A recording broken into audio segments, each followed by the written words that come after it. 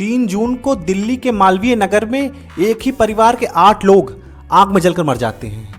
वो परिवार के 8 लोग जो अपने घर के बुजुर्ग को आखिरी बार देखने आए थे, उनके आखिरी वक्त उनसे मिलने आए थे, उन्हें ये नहीं पता था कि आखिरी वक्त उन घर के बुजुर्ग का नहीं बल्कि इस पूरे परिवार का है। दिल्ली का ये जो फायर एक्सीडेंट है, ये क्या सिर्फ एक एक्सीडेंट ही है या फिर एक बहुत बड़ी लापरवाही पूरे सिस्टम की, जिसकी कीमत इस परिवार ने अपनी जान देकर चुकाई है। आइए इस पूरे केस को थोड़ा डिटेल में समझते हैं। दिल्ली के मैक्स हॉस्पिटल में राधेश्याम अग्रवाल, जिनकी उम्र 75 साल है, 1 जून को डॉक्टर जवाब दे देते हैं कि अब वो ज़्यादा दिन जिंदा नहीं रहेंगे, नहीं चल पाएंगे, अब वो आईसीयू में भर्ती हैं। ये तो इनके जो बेटे हैं विवेक अग्रवाल, जिनके बारे में आप सुन रहे हैं केसेस में, न्यूज़ में, हेडलाइंस में कि उनकी पूरी फैमिली जल के मर गई, उनको जब डॉक्टर बताते हैं कि उनके पिता जो हैं वो अब जिंदा नहीं रह पाएंगे, उनकी हालत बहुत ज़्यादा सीरियस है, आईसीयू में भर्ती हैं वो, तो इस केस में नॉर्मली जो आदमी करता है वो भी करते हैं, वो अपने सब रिलेटिव्स को कॉल कर देते हैं और बताते हैं कि उनके पिता की हालत सीरियस है, जिसको मिलना है वो आकर मिल सकता है उनसे। राधेश्याम अग्रवाल आईसीयू में भर्ती थे और आईसीयू में ज़्यादा लोगों को रुकने की परमिशन नहीं होती है, तो इस मैक्स हॉस्पिटल के बिल्कुल नज़दीक में ही विवेक अग्रवाल एक होटल में 2 रूम बुक करते हैं, होटल फ्लरिश में। इस होटल में विवेक अग्रवाल, उनकी जो माता हैं प्रेमलता अग्रवाल, उनकी वाइफ तर्जना अग्रवाल, उनकी छोटी बेटी जिसकी उम्र 16 साल थी, ये लोग 2 जून को रुकते हैं। और विवेक अग्रवाल जो रिलेटिव्स को अपने कॉल करते हैं, तो विवेक अग्रवाल के जो मामा हैं और मामी और बुआ, ये तीनों भी 2 जून को आ जाते हैं यहाँ पर।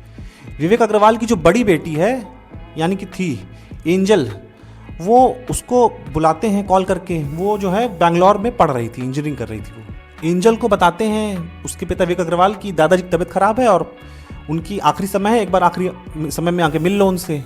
तो 3 जून को ही सुबह के टाइम जो है वो एंजल फ्लाइट्स पकड़कर दिल्ली आती है और इसी होटल के रूम में पहुंच जाती है वो। इस होटल में 2 रूम में एक ही परिवार के 8 लोग इस वक्त थे। विवेक अग्रवाल थे, उनकी माँ थी, उनकी वाइफ थी, उनकी 2 बेटियां थी, उनके मामा मामी थे और उनकी बुआ जी थी। ये सब लोग उस दिन 3 जून को इस होटल में थे। सुबह में तो सब कुछ नॉर्मल था, लेकिन तकरीबन 8:30 बजे के आसपास इस होटल में आग लग जाती है। देखिए, आग जो लगी वो तो लगी, लेकिन अगर सुरक्षा का ध्यान पहले से होटल वालों ने दिया होता कि एग्जिट के लिए एक और रास्ता और होता, फायर एक्सटिंग्विशर होते, सब कुछ इंतजाम होता, स्पेस होती उस होटल में, तो शायद यह हादसा होने के बावजूद जाने ना जाती किसी की। लेकिन ऐसा कुछ भी सिस्टम में कोई भी इंतजाम नहीं था होटल की तरफ से।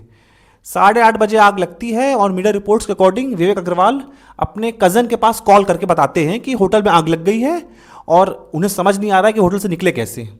8:30 बजे आग लगती है, तकरीबन 1 घंटे के बाद, 8:30 से 8:45 के आसपास आग लगती है, 1 घंटे के बाद 9:30 के आसपास फायर ब्रिगेड की गाड़ियाँ पहुँचती हैं, लेकिन तब तक आग बहुत ज़्यादा बढ़ चुकी थी।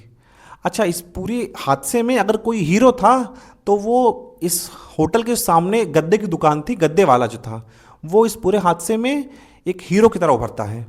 वो अपनी दुकान के सारे गद्दे निकाल कर इस होटल के सामने बिछा देता है और लगभग 10 से 12 लोग की जान बचाता है। लोग जो हैं वो ऊपर से कूदते हैं अपनी जान बचाने के लिए। अच्छा, सीसीटीवी फुटेजेस में और वीडियोज़ आप लोग देख रहे होंगे, उसमें दिखा रहे हैं कि होटल के ऊपर एक खिड़की थी, तो वहाँ से कूद के लोग अपनी जान बचा रहे हैं। तो 10 से 12 लोग की जान तो उस गद्दे वाले ने बचाई। जो काम सिस्टम करना चाहिए, होटल वालों करना चाहिए, वो काम वो गद्दे वाला कर रहा था।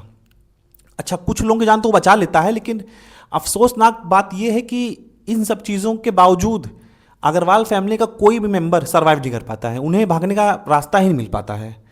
9:30 बजे फायर ब्रिगेड की गाड़ी आने के बाद जब आग बुझाई जाती है तो पता चलता है कि ये पूरी की पूरी फैमिली ही जलकर मर चुकी है। इस पूरे हादसे में टोटल 21 जाने जाती हैं। 8 तो इस फैमिली की थी, 12 फॉरेनर्स भी थे, उनकी भी जाने जाती हैं। वो भी शायद घूमने आए होंगे या उनके कोई रिलेटिव्स हॉस्पिटल में शायद रहे होंगे। अब उन्हें क्या पता कि ये उनकी भी आखिरी रात होने वाली है। ये एक ऐसा एक्सीडेंट था जिसमें टोटल 21 लोगों की जान गई और सिर्फ एक लापरवाही की वजह से। देखिए, सबसे बड़ी पहली लापरवाही तो ये थी कि फायर को लेकर कोई एनओसी नहीं थी उस होटल के पास, कोई भी इंतज़ाम नहीं था, कोई भी एग्जिट का रास्ता नहीं था, सिर्फ एक एंट्रेंस और एग्जिट का रास्ता था और आग वहीं पर लगी तो निकलने को रास्ता ही नहीं बचा। और साथ ही साथ ये जो कंस्ट्रक्शन था इस होटल का, ये भी पूरा इलीगल था। उस एरिया में जहाँ पर ये होटल था, रिपोर्ट्स में आ रहा है कि परमिशन सिर्फ 6 कमरे बनाने की थी, लेकिन इन्होंने 25 कमरे बनाए हुए थे।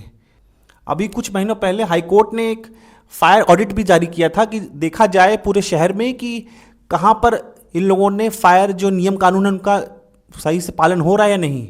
लेकिन कोई पालन कुछ नहीं, आराम से होटल चल रहे हैं, कोई फ़र्क नहीं पड़ता है।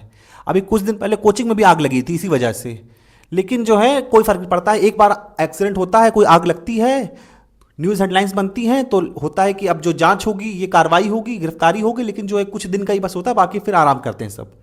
अच्छा, इस केस में जो होटल के ओनर है उन्हें गिरफ्तार कर लिया गया है कि किसी न किसी को बलि बकरा तो बनाना ही है। लेकिन देखा जाए तो गलती सिर्फ और सिर्फ ओनर की नहीं है, गलती तो पूरे सिस्टम की है, क्योंकि इतना बड़ा होटल खड़ा हो गया है और किसी ने देखा ही नहीं, किसी ने जांच ही नहीं करी।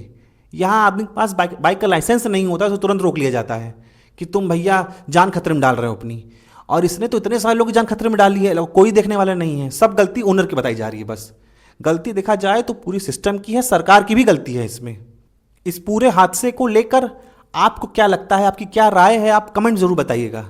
बाकी ऐसी वीडियोस के लिए सब्सक्राइब, लाइक, शेयर कीजिए। धन्यवाद।